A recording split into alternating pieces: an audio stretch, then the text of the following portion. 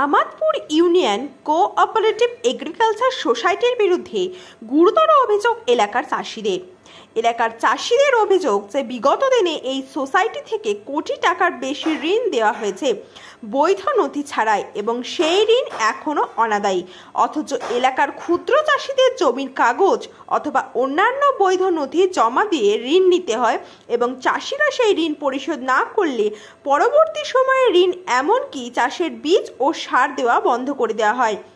পাশাপাশি এই এগ্রিকালচার সোসাইটির একাধিক স্টাফ এই সমবায় থেকেই কোনো বৈধ কাগজ ছাড়াই মোটা টাকা ঋণ নিয়েছে এবং সেগুলি এখনো পরিশোধ করেননি। এবং চাষিদের আরও অভিযোগ যে এই এগ্রিকালচার সোসাইটির ধান কাটা মেশিন রয়েছে, অথচ ধান কাটার সময় এলাকার বাইরে মোটা টাকার জন্য মেশিনগুলি পাঠিয়ে দেওয়া হয়, ফলে ধান কাটতে এলাকার চাষিরা এই ধান কাটা মেশিনগুলি সময়ে পায় না। এমনকি কোনো এক কীটনাশক কোম্পানির কাছ থেকে সুবিধা পেতে প্রয়োজন ছাড়া অতিরিক্ত কীটনাশক কেনা হয়েছে এবং কীটনাশকগুলির বর্তমানে এক্সপায়ারি ডেট পার হয়ে গোডাউনে পড়ে রয়েছে, এমনটাই অভিযোগ এলাকার চাষিদের। আমাদপুর ইউনিয়ন কোঅপারেটিভ এগ্রিকালচার সোসাইটির বিরুদ্ধে যে অভিযোগগুলি উঠে আসছে তার পেছনে কালকাঠি নাড়ছেন স্থানীয় বিধায়ক অর্থাৎ মেমারি বিধানসভার বিধায়ক মধুসূদন ভট্টাচার্য, এমনটাই বললেন নজরুল মণ্ডল নামে এক চাষি। এদিন শুক্রবার 16 June Amadpur union cooperative agriculture সোসাইটির ব্রাঞ্চ ম্যানেজারের কাছে একটি লিখিত অভিযোগপত্র জমা করলেন এলাকার চাষিরা। আগামী দিনে এলাকার চাষিরা যদি তাদের প্রশ্নের সদুত্তর না পান তাহলে বৃহত্তর আন্দোলনে যাওয়ার হুঁশিয়ারি। আপনাদের অভিযোগটা কি? আমাদের অভিযোগ হচ্ছে কোঅপারেটিভে সমস্ত যাই কিছু আছে। কোন কোঅপারেটিভ? আমাদপুর কোঅপারেটিভ 1 নম্বর 1 মেমারি। তো আমাদের যা কোঅপারেটিভে চাষির সুবিধার জন্য কোঅপারেটিভ, কিন্তু চাষির সুবিধা পাওয়ার যে এখানকার যারা স্থানীয় বা ভিন জায়গারও যারা কাজ করে তারাই তো সুবিধা পেয়ে যাচ্ছে। কাজ করে বলতে জাপান পাচ্ছে না চাষি। সোসাইটিতে যারা কাজ করে তাদের কথা বলছে? হ্যাঁ, তাদেরই কথা বলছি। তো তারপরে আদার্স যারা ভিন গ্রামের লোক তারা সুবিধা পাচ্ছে। স্টোর মালিক বিএম ঘটক কী করে পায় 1.5 কোটি টাকা লোন? কী করে পায় বিনা কাগজে কোনো ভ্যালুয়েশনই নাই।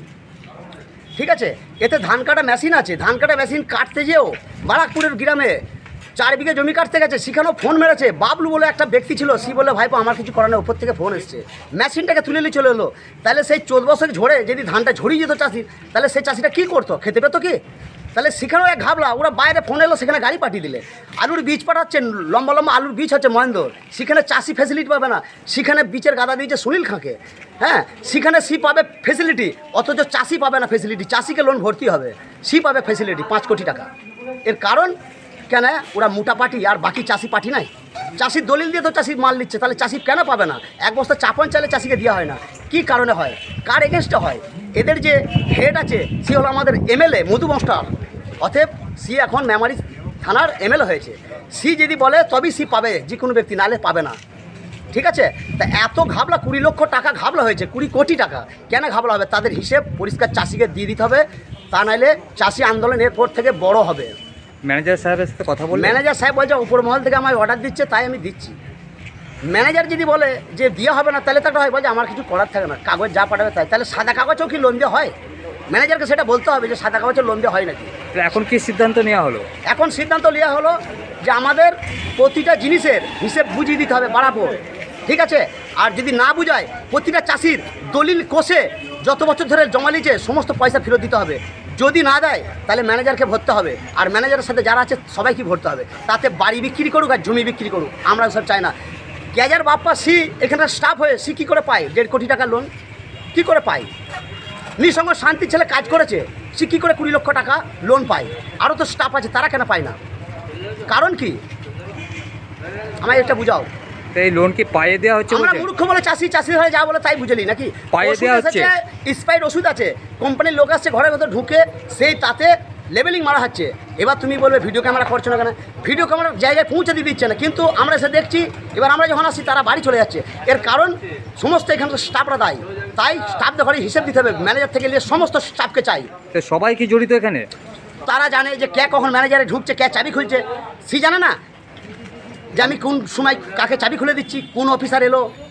চাষের সময় ঠিকমতো সার পান? হ্যাঁ, সার ঠিকমতো পান? সার ওই তো, যদি আমার 8 বস্তা দরকার তোমাকে দেবে 6 বস্তা, 2 বস্তা আউট। ঠিক আছে, তুমি যদি 12 বস্তা পাও তোমাকে দেবে 9 বস্তা বাকি আউট। আর ট্যাগ না নিলে লিয়া হবে না। বাকি এখানকার চাপান চলে যাচ্ছে বুলবিতলা, তোমার শান্তিপুর চলে যাচ্ছে, এখানকার যতগুলো স্টাফ আছে বিলাকে বিক্রি করে সব ওদের কাছে যাবে, কেন যাবে? বীজ আলু চলে যাচ্ছে বাবুল সেনের কাছে, কেন যাবে? চাষি কি পায় না? এইখানে মাল পচে যাবে চাপান রবি, আচ্ছা, কিন্তু এইখান থেকে একটা মালও যেন লড়চা নয়, চাষির জিনিস চাষিরই থাকবে।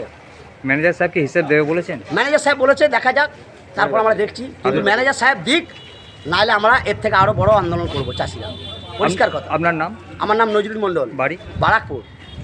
আপনি কতটা চাষ করেন? আমি 7 বিঘে চাষ করি, আমার বাপ করে 6 বিঘে, আমার বড় ভাই করে আরও 3 বিঘে, পাশে পেছনে আছে, জিজ্ঞেস করলো ডিপ টিউবওয়েল মাঠে চাষ করি, যদি না পারো খাতা খুলতে পারো, সমীরকে জিজ্ঞেস করতো নারায়ণ চাষের ছাড়া যে ওরা চাষ কতটা করে, আমার মিথ্যে কথা বলে তার দরকার নাই। আপনাদের অভিযোগ কি ম্যানেজার সাহেবকে জানালেন? আমাদের অভিযোগ আমরা ম্যানেজারকে জানিয়েছি। ম্যানেজার বলতে চাইছে যে আমি তো বোর্ড চালাই না, বোর্ড আমাকে চালায়, তা আমার কিছু বলার নেই, আপনারা লিখিত দিয়ে যাচ্ছেন, আমি বোর্ডকে জানাবো, বোর্ড এবার যা সিদ্ধান্ত নেবে সেটাই ঠিক। কোনো টাইম বেঁধে দিয়েছেন যে? টাইম বেঁধেছি আমরা রবিবার সকাল 10টার সময়, যে আমাদের এই যে আমাদের দাবি, সেই দাবির ইয়েগুলো কাগজপত্র আমাদের চাই। এই সমবায়টার উপর এলাকার কত চাষি নির্ভর করে থাকে? 17টা গ্রাম আছে, 16-17টা গ্রাম আছে। হ্যাঁ, এবার তাহলে তো আমাকে হিসেব করে বলতে হবে, এখন তো আর হিসেব করার সময় নেই। মোটামুটি 2000 চাষি তো 2000 উপরে তো কম নয়। 12,000 যাই হোক, আনুমানিক প্রায় 1010 চাষি। 2 কোটি টাকা ব্যাপার। আপনার নাম? ইমামউদ্দিন মল্লিক, বাড়ি? কেজা। কত? হ্যাঁ স্যার, নিচে এলাকার চাষিরা অভিযোগ করছে যে টাকার যে দুর্নীতি হয়েছে, এখানে কোটি কোটি টাকার দুর্নীতি হয়েছে, তা সেই বিষয়ে একটা লিখিত আপনার কাছে জমাও করেছেন, লিখিত অভিযোগ করেছেন, তো সেই ব্যাপারে কি বলবেন?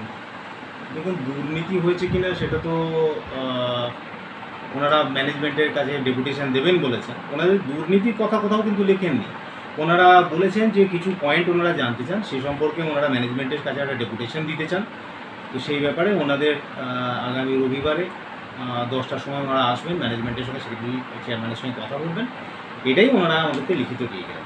চাষিরা একটা অভিযোগ করছে যে তারা ঋণ নিয়েছেন, হয়তো শোধ করতে পারেননি, তাদের বাড়িতে বারবার তাগাদা যাওয়া হয়েছে, কিন্তু যারা কোটি টাকার বেশি ঋণ নিয়েছেন তাদের শুধু নোটিশ পাঠিয়ে সমবায় আর কিছু করেনি, শুধু নোটিশ পাঠিয়েছে। না, এটা না, তাগাদা সবাইকেই করা হয়, চাষিদেরকেও করা হয়, সেটা ছোটো বড় যে লোনি মেম্বারই হয় তাদেরকে তাগাদা করা হয়, এটা বিষয় নয়। এবং লোনের জন্য যে বৈধ কাগজ দরকার, সেই কাগজ ছাড়াই নাকি লোন দেওয়া হয়েছে, এমন অভিযোগ করছে। না, এটা আমার জানা নেই।